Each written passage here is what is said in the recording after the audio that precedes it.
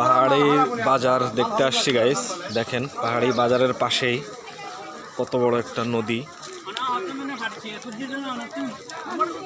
Guys ঘুরতে যারা আসেন তারা জানেন যে আসলে ঘোরার মজাটা কি। আমার হাতে অনেক কিছু, যার কারণে আপনাদেরকে আমি দেখাইতে পারছি না।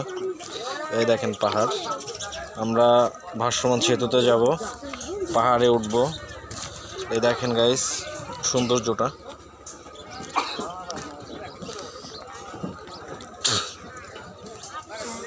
এক কথায় সেই ভিউ, নাইস ভিউ।